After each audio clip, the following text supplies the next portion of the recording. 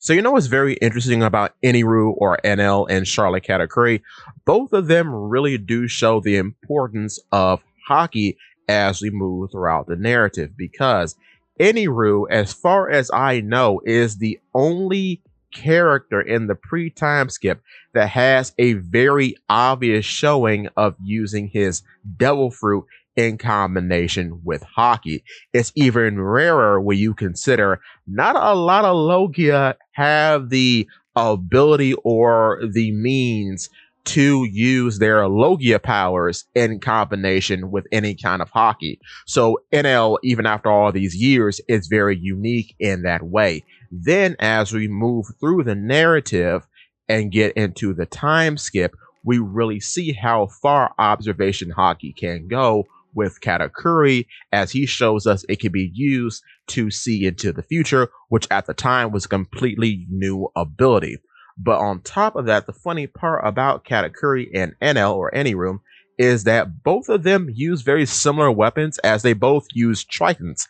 However, Anyroom's abilities could affect his Triton because the reason why it's a Triton in the first place is because he smelted the gold of his staff and turned it into a Triton, which shows that he's a very adept artisan, which is something that no one ever talks about. It's just strange how very meticulous he is in using his Rumble fruit to create the various constructs that he does throughout the arc. But with that being said, Katakuri, though his abilities do not affect his trident, he has used his abilities in combination with his trident. He does wind up his arm in a big mochi twist in order to put more power behind his thrusts. And he is able, oddly, to store his trident within his body. However, as I have mentioned in a previous video a bit of a while ago, I do not think he is turning his trident into mochi. I think due to the complex nature of his abilities as a special paramecia, he has the ability to make an armor of mochi around himself, and said armor has the ability of supposedly infinite space. And I talk about that in this video. Go check that out.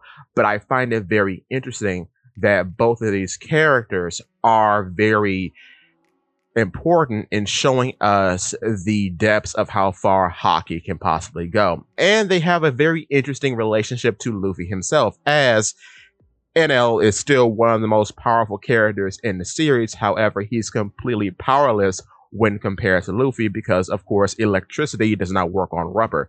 On the flip, Katakuri was a primary example to show where Luffy could possibly go in the future, because for the majority of the fight, it was showing that Katakuri's Mochi fruit could simply outdo Luffy's, at the time, Gum fruit, as it could perform similar abilities to the Gum fruit, just several times better. This then leads us into the reveal of Luffy's awakening, in which his awakened abilities have a very similar property to the abilities of Katakuri, and a bit like Doflamingo, in which he can turn the surrounding area, including people in the area, which is something that Katakuri and Doflamingo cannot do, which is interesting, but he can turn everything around him into rubber.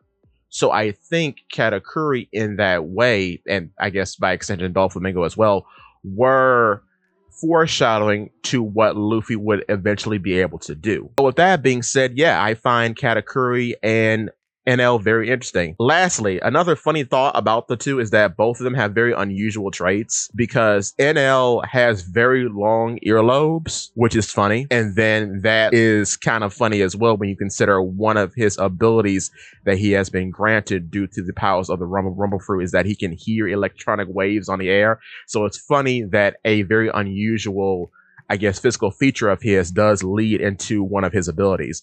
While with Katakuri, he has a very big mouth, which is then aided by his abilities, because now, being a Mochi man, apparently he has maybe like a bit of localized elasticity in which he can stretch out his jaw. Therefore, he doesn't have to worry about tearing his jaw open to eat like he has in the past. So that too is interesting. But with that being said, give me your thoughts and tell your friends about Paula Pete Waxing.